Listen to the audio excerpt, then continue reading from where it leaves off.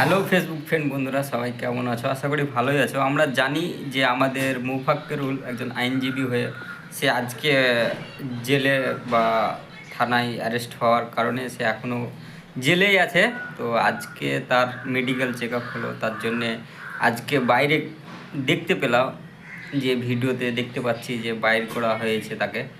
এবং সে বলল যে এখন 12 বা 14 দিনের কোনো গল্প নেই, মানে ওনাকে যে ছাড়বে সেটার কোনো আর গল্প নেই।